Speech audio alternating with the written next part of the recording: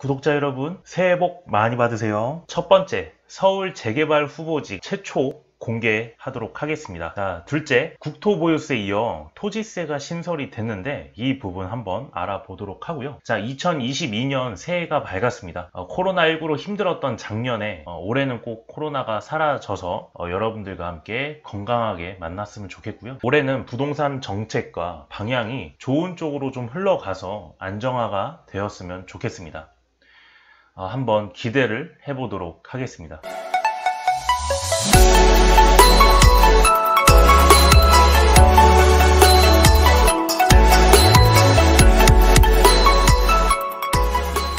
전세의 월세화 가속이다. 서울 임대차 거래 10채 중에 4채가 월세 또는 반전세로 매물이 나오고 있습니다. 서울 거래량 올 들어 최저치를 기록을 하고 있지만 전세와 월세가 그만큼 또 늘어났다. 치솟는 전세값에 월세가 내몰렸고 월세 비중이 42%로 역대 최고치를 달성을 했고요. 임대차 3법으로 인해서 계약갱신 청구권이 만기가 되는 7월을 기준으로 해서 전세화와 월세화는 더욱더 가속화가 될 것으로 전망이 됩니다. 즉 전세값이 서울 평균 3억 원 이상 올랐다고 앞전에도 얘기를 드렸고요. 임대차 3법으로 인해 계약갱신 청구권을 사용한 음마 아파트를 기준으로 해서 전세 계약은 대략 한 4억 3천만 원 정도로 보여졌습니다만 새롭게 신규 계약을 한 전세 세입자는 한 7억 5천만 원 정도로 갭 차이가 3억 2천만 원 정도가 차이가 났습니다. 자, 그렇게 되면 집주인들은 계약갱신 청구권보다 차라리 공실로 두고 반전세화나 또는 월세화로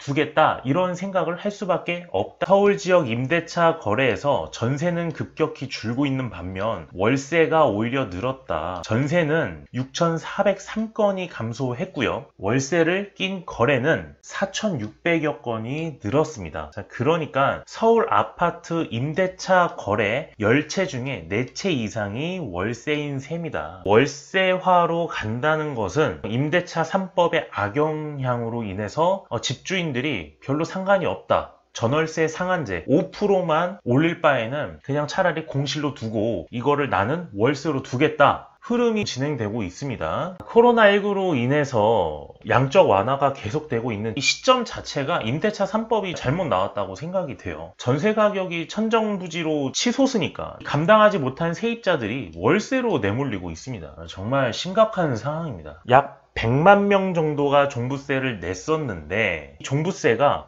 1년 만에 3배가 넘게 올랐습니다. 그러니까 세금이 3배에서 많게는 20배도 넘게 낸 사람들이 많다는 거예요. 세금을 이렇게 많이 거두니까 당연히 조세의 전가가 어디로 가느냐? 이 세입자한테 갈 수밖에 없다라는 거죠. 세입자에게 이 조세의 전가가 가게 되니 이 세입자는 부담감이 더 늘어날 수밖에 없습니다. 민간 재개발 1차 후보지 선정 결과, 자, 이거를 제가 최초로 유튜브에서 공개를 하는 거고요. 1번부터 21번 재개발 후보지까지 한번 보시면 될 것 같습니다.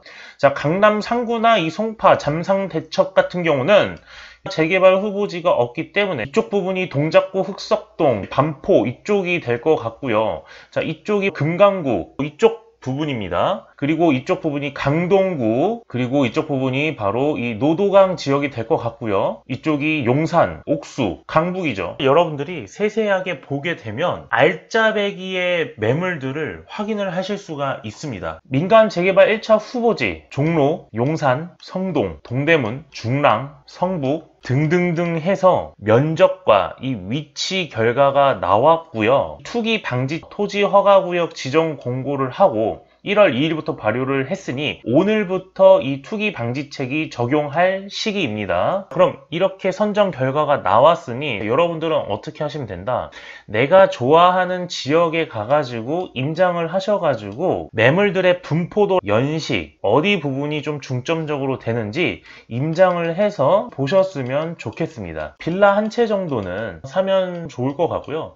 제가 보는 동네는 동작구 쪽을 보고 있습니다. 흑석동 좋은 지역으로 좀 보고 있는데 이쪽이 탑3 안에 들어가는 재개발 지역이다. 노도강 지역 같은 경우는 상계동이 있습니다. 여기도 많이 올랐기 때문에 상계동 같은 경우도 보시면 좋을 것 같고요.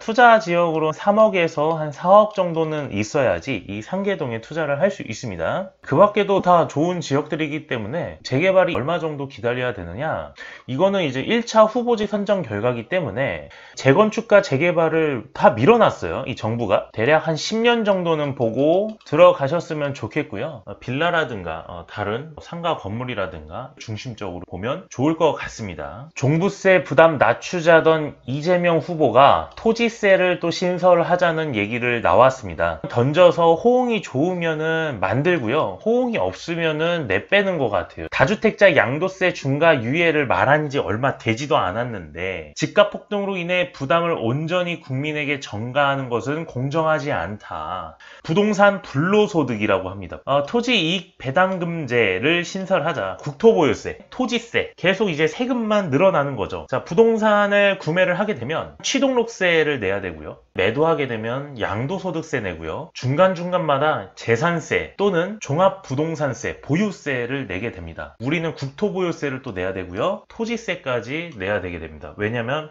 부동산을 갖고 있게 되면 대지 면적이라는 게 존재를 하는데 건물값보다 땅값이 비싸기 때문에 부동산 가격이 계속 올라가는 건데 땅에다가 부과하는 세금, 국토보유세와 이 토지세가 됩니다. 계속 이렇게 세금만 내다 보면은 국민들은 점점 가난해질 수밖에 없습니다.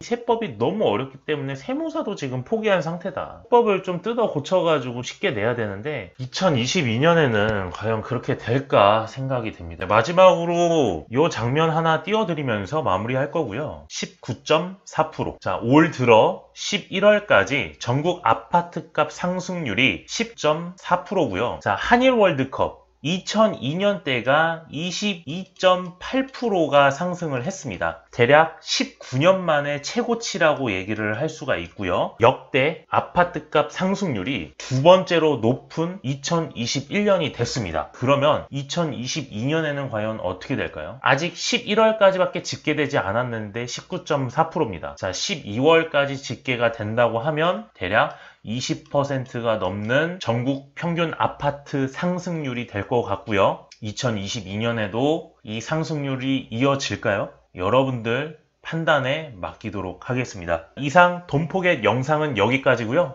영상 마무리하도록 하겠습니다. 감사합니다.